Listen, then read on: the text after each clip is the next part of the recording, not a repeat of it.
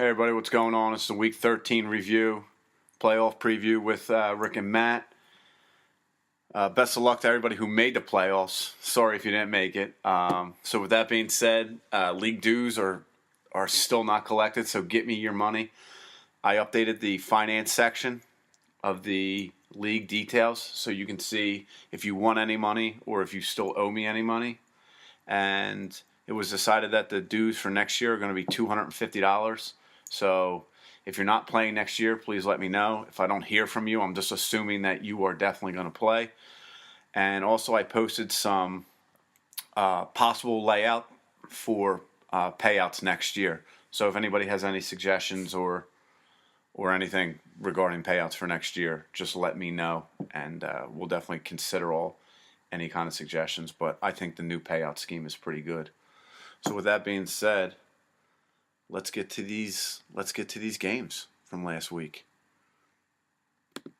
So the first game up was double tight end set against Optimus. And it was a pretty tight game, pretty high scoring game. Optimus gets the win and moves to 7-6. Double tight end set loses and drops to 5-8 and out of the playoff scenario. But I knew when I saw Romo only had 20 points, I knew you were probably in good position to win this. Yeah, even though Creedison put up 52, 211 rush yards, but it was pretty much not the best week double tight end set has had. Definitely had a chance to win going into Sunday night, but not enough for Morrison Garcon. Just a little short. Ben Tate had a monster game for me. Yeah, you guys had and Tom Brady and Gronk and you just had a solid game. Yeah. And C.J. Spiller. C.J. Spiller. Welcome back, C.J. Spiller. I'll take those 31. And it felt good to end somebody's season, I'm not going to lie. Knock somebody out knowing that. But that was pretty much it. It was pretty much Brady. Pretty much my man crush. Tom Brady is Jesus to me. Okay? He sucked from week 1 to week 12. No. So about week 9. But I'm all in on Brady, so. Balls deep? Balls deep. I'm balls deep on Tom Brady. He's all in. Brady and Gronk from here out. So, sorry, double tight end set, and I guess we'll see you next season. Moving on. Now, here was an interesting game. Hammer Down against the Blackcrackers. Hammer Down needed to win, obviously, to get into the playoffs, and then needed some help along the way. 240. And Hammer Down gets a performance from Josh Gordon, one for the ages, 81, and gets pretty much production from every other player in his lineup and gets 240 points, which sets the all-time high for this league. So congratulations to Hammer Down. You don't win any money. You just get the bragging rights that you had the most points ever in a game. We wrote him off 4 weeks ago. Yeah. 3 weeks ago. Yeah. He wasn't even considered in the playoff talks. Now, obviously, everybody already knows this, but Hammer Down made the playoffs. And I was actually thinking about that this week, that 3 weeks ago we wrote him off. He wrote himself off. Right. And this week he needed a win and 2 losses. But thinking back, you know how many things have to break his way? He's got to win 3, and then other teams in those 3 weeks had to lose. He's there. He's there. He's in, and that's pretty much it. Now on the other side, ABC, you can't be disappointed with putting up 173 points. No, it's a solid game. If Josh Gordon comes around in what he was projected to have, Blackcrackers probably wins this game. Peyton Manning had a pretty shitty game. He only had 54 points. Right, yeah. So ABC is going to be a tough out in the playoffs. Just continues to get production up and down out of that lineup. Matt Forte continues to be a beast. Riley Cooper seems to have simmered off here a little bit, but the rest of the team carried him. He'll probably have a big game against this week anyway against Detroit. Yeah. But even though he's not playing. Yeah. So. Whatever. So Hammer Down, congratulations. RG3 against El Canuto. This was another one when El Canuto needed to win to get the playoffs, and you effectively ended their season, dropping them out. Yeah, they had a chance to win. I think I was up 48 going into this game. Yeah. And they had, I think, Lynch and Colston on Monday night. And so I was comfortable. Even though this game didn't even mean much to me, but I know it meant a lot to Kev because I know that he needed to get in. So, I mean, I kind of wanted to win, but it really didn't matter at that point. But I felt comfortable going into this game with 48. Right. And now you're always going to get your balls broken just because you started Alex Smith, just because it's Alex Smith. But in all seriousness, the guy's played well the past 5 weeks. He's definitely had over 25 points in those weeks. So, yeah, I mean, nice pickup by you. I felt like I needed to make a move, and he was I thought at the time, the best available option out there. So, and turned out to be the best option for you because he had 2 more points than RG3. Not like he really needed it, but it was definitely the better play. Charles continues to be steady here. DeMarco Murray with how thankful were you for DeMarco Murray on Thanksgiving? Oh my God. It's like touchdown after touchdown after touchdown.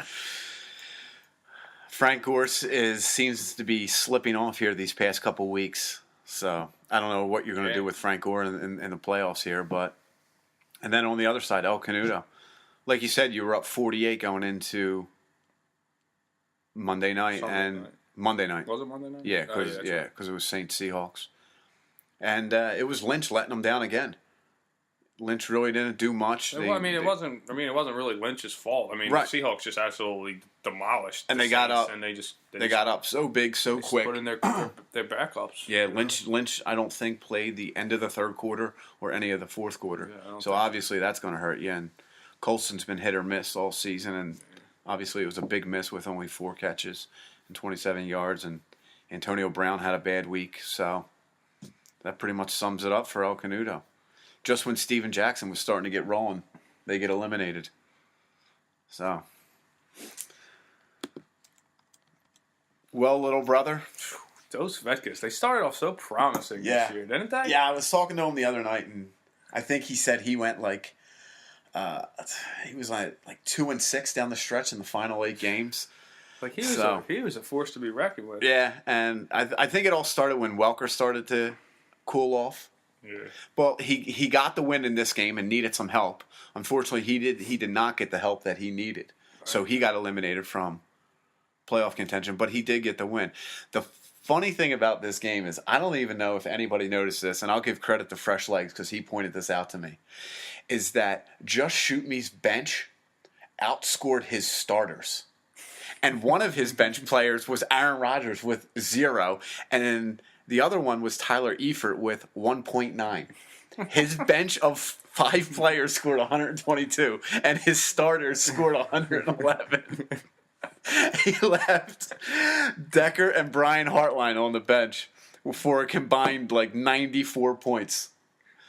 So that's crazy. So that's not a great way to close out the season. So Joe and Jim, little work to do in the offseason. Get on the same page, but I mean, they got pretty much no production from anybody other than Foles. Right. Des Bryant has been such a huge disappointment. Yeah. Yeah, so, I mean, you can point a lot of fingers at those facts because Larry Fitzgerald didn't get going until the end. And at that point, Des Bryant and Wes Welker cooled off. Gio Bernard was kind of hot in the beginning, in the middle of the season. Right. And then losing Blackman in the middle of the season obviously really hurt him. So it was a combination of things, all the players never getting on the same page, and Kaepernick being hit or miss. Sorry, he started off that week 1. His team looked great. Yeah, and it just went downhill. Yeah, and Jordy Nelson on Thanksgiving, 2 catches, 14 yards, 3 points. So that's not going to get the job done. So both these teams are eliminated. Thanks for coming out, guys. And the final game was Fresh Legs against the Fleeners. Both of these teams were pretty much locks to make the playoffs based on their position. Fleeners needed this game actually to get the number 1 overall seed. They get the win over Fresh Legs, and now they're the number 1 seed. And for Fresh Legs, it's been a struggle down the stretch here these past couple weeks. Yeah. You know, just when Zach Stacy was getting hot, he seemed to cool off a little bit. He's had a couple tough matchups. Breeze with 14 points. Yeah, that's bad. Yeah, that's not what you want to see out of a guy you've pretty much traded everybody away for. But Fresh Legs does make the playoffs, and that's it. I hope he scores more than 117. Yeah, he's going to need more than 117 next week. But so let's talk about the Fleeners here for a second. So obviously they get the win. They moved to 9-4. Are you impressed with this team? No.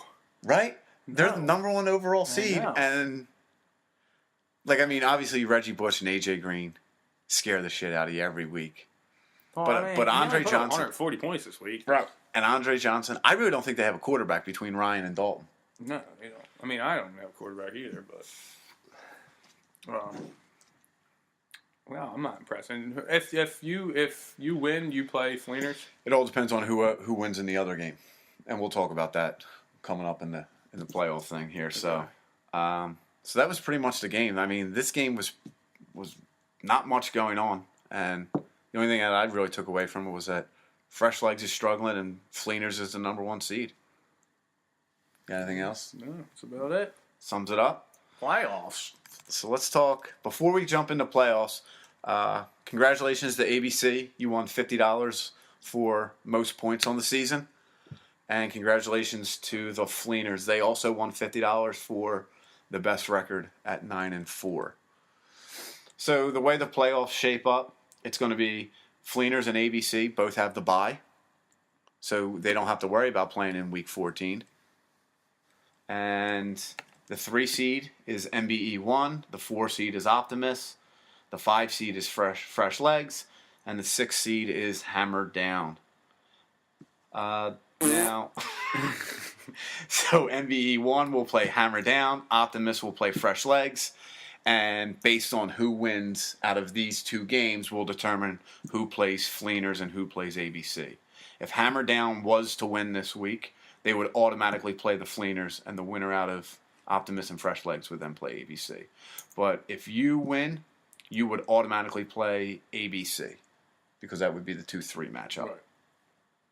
So a win for you puts you against ABC no matter what, who wins in the other games. Right. So that's all you really need to worry about. Yeah. Okay, so let's take a look at these games. So first game up, we'll talk about my game. We got Fresh Legs at Optimus. I love having the home field in the playoffs and on the opening game of playoff weekend. And looking at this lineup, Fresh Legs has made some changes here. They dropped good old Terrence Williams, good old one catch out of the lineup, and he's got Darren Sproles back in. Now, one of the first things I always look at is what times games are being played. And right off the bat, Fresh Legs has 3 Sunday nighters, and I will be done after the 4 o'clock games.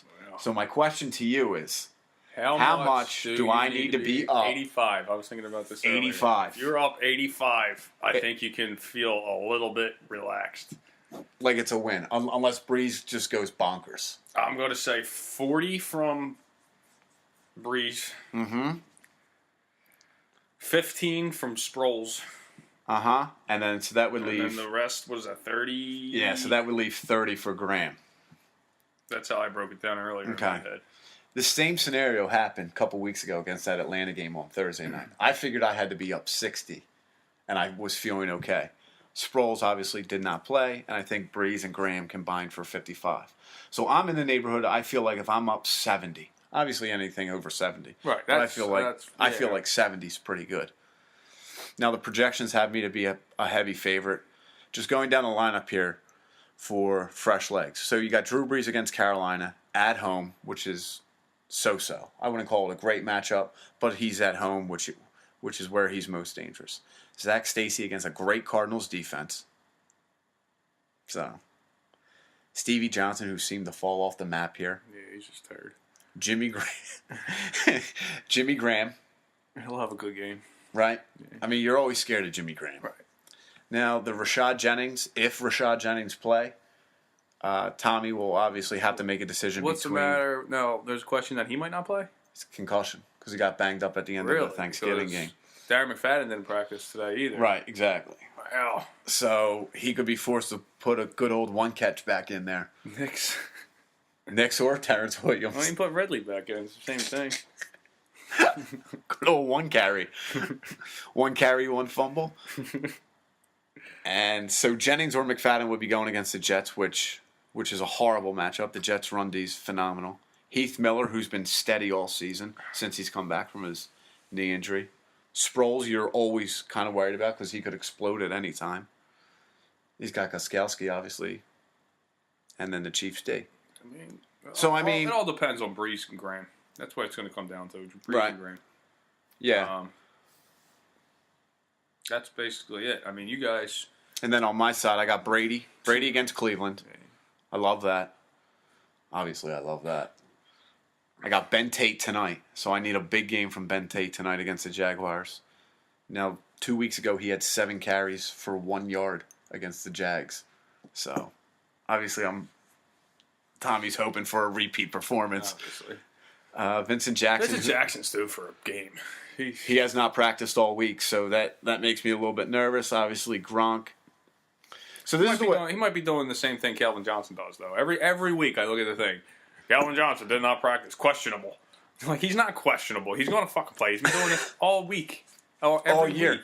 Yeah. He doesn't practice. He doesn't need to fucking practice. Yeah. And then to round out my lineup, I got Woodhead, Moreno, who's battling this knee injury.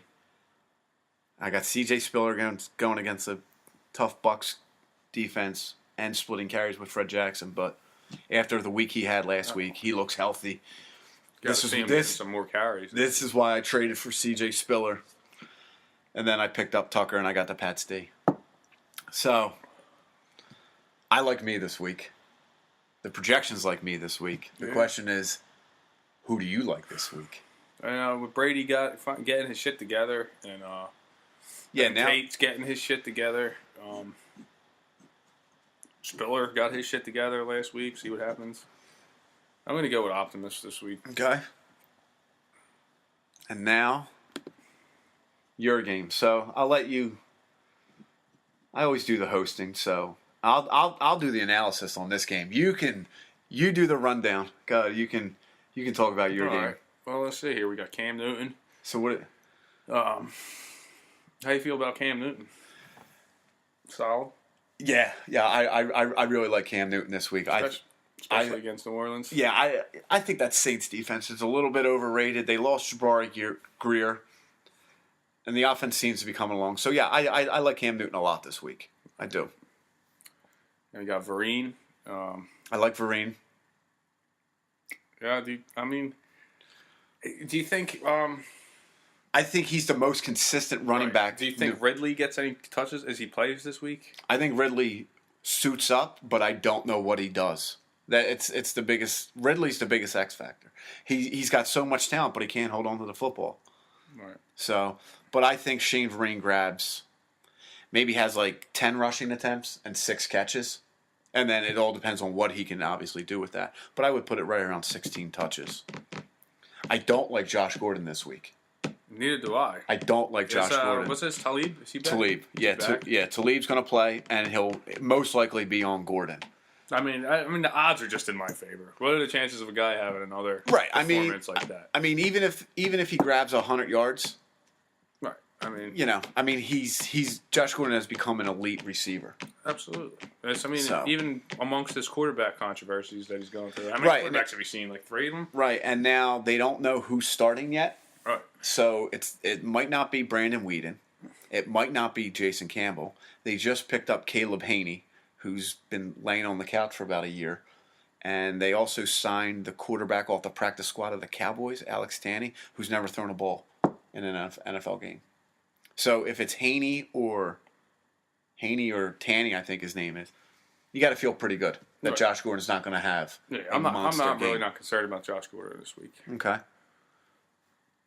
See, he plugged in Jason Witten into his lineup. Over Olsen. Well, I expected him to do that. Kind of take some of the pressure off of him on Monday night. Yeah. I picked up Julian Edelman. How do you feel about him? I actually feel pretty good about Julian Edelman this week. And the reason why is it always seems that whoever Joe Hayden plays on, the opposite receiver always has a good game. So Edelman will be all over the field. But I think he's right around like that 7-catch, So, I mean, if that's the case, you're looking at 15 points out of Edelman. Right, Chris Johnson. Chris Johnson's been steady down the stretch here. I mean, if Tennessee's... I'm not worried about him at all because No. Denver's going to go up 21-0 in the first half or the first quarter, and he's not going to see the light of day the rest of the day. So. Right. And then we don't do kicker or defense analysis. Although you missed Brown. Oh, Andre Brown. Andre Brown's having a pretty decent. Since he's come back. Yeah, so I mean, you got to worry about Andre Brown a little bit. Yeah, he's been pretty good, especially against San Diego. He should have a good game. Yeah. Figure about 90 yards on a touchdown. And then on your side. Let's talk about. I got Alex Smith in there now. Had a solid game for me last week. Washington's D is pretty shitty at the moment. Yeah, and you saw what Eli Manning did to them in the second half. He had his way with them a little bit. So you got to like Alex Smith, especially the way he's playing. I think it's a pissed off Chiefs team that have lost 3 in a row. Looking to put a beat down on somebody. Right, and you got to figure in between there they hung 35 on San Diego, and San Diego's defense isn't that great. So now they get Washington's defense, who's not playing well at all. So you got to like Alex Smith. Right. Are we going to even talk about Jamal Charles? No, I don't think we have to. And do we talk about Calvin Johnson? No. Even though he's expected to have this. Everybody's saying how big of a game he's going to have. Yeah, it'll be curious to see what the Eagles do against him, but you got to like Calvin Johnson, so you got to pencil him in for, I don't know, about 120 yards, 8 catches. It's either Calvin Johnson has a monster game, or they triple team him, and every other receiver on the Eagles or on the Lions has a monster game, and that could very well happen. It could, but I mean. But even Calvin Johnson, I don't know if they can stop him. He sees triple teams all the time. So, I mean, I don't even think you worry about it. No, I'm not worried about it. I think nobody throws the ball into triple coverage like Matthew Stafford. Just throw it up to him. Dude catches it all the time. Yeah, I'm not worried about it. He'll get his numbers. Okay. Martellus Bennett, he's hit or miss. Yeah. I felt like he was a better option this week. He had a good game 2 weeks ago. He had an okay game last week, I guess. Right. Actually, it wasn't an okay. I think he only had 4 points. So, I mean, he's pretty much hit or miss, but he's my only option at this point. Okay. Le'Veon Bell is supposed to play this week. He's projected to have high numbers. How do you feel about this kid that you gave me in our trade? Well, he had a nice game last week. He had three nice games. Yeah. I mean, I actually have Le'Veon Bell in another league, so I like Le'Veon Bell. I would worry about the concussion just a little bit, but I mean, if he's slated to play, I don't see anybody on your bench that you can even make a case for. Well, I mean, I could Keenan Allen. You can make a case for Keenan Allen. I wouldn't start Gore. I wouldn't start Hauser. I wouldn't start Ivory. So, and he's a good option. I think he's the only true running back that Pittsburgh has. Obviously, they have Felix Jones and Jonathan Dwyer, but they're nowhere near the caliber of back that Bell is, and he's a volume play. I mean, he's going to get the ball 25 times. So anytime you have a guy that's going to get the ball 25 times and he has a lot of talent, I like that play. So who we up next? Alshon Jeffrey. Seems like I'm like.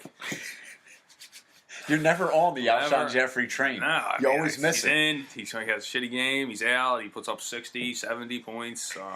Hopefully this week, we get on the same page and he puts up some numbers, which I think this is the perfect situation, the perfect game for him to do it. So, and it's a must-win for the Bears, as it is a must-win for the Cowboys too, which leads us to DeMarco.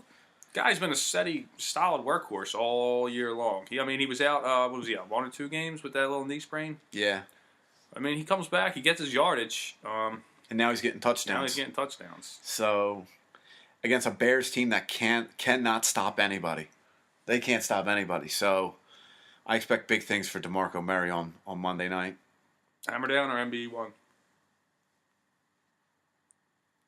I'm going to go in NBE1 here. 2 NBE1s. 2 NBE1s. I just think there's just too much firepower on that one side.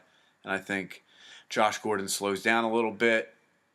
I think Alex Smith can average out Cam Newton. Maybe Cam Newton beats him by a couple points, but I think the rest of your team can carry you. Now, let me ask you something. So we talked about the Sunday nighters. You have 3 Monday nighters. Yeah. How much can you be down going into Monday night? Jeffrey, Murray, and Bennett. Let's see here. I didn't even really think. I thought about it a little bit, but I didn't really get into it. I don't even. See now. I would love to be up. Going into Monday night. Obviously. But logic says most likely you're going to be down. I think the most that I could be down, barring like outstanding games from all these guys, I'm going to say 40 to 50 points. I think you can be down 50.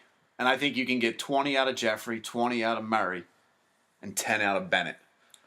That's what I'm saying. Like 40 to 50 range. Right. I feel like I have a chance. I mean, anything less than that, I'll feel pretty confident. But right. I think, but that pretty much. Yeah. So anything over 50, you're going to be. I might not even watch the game.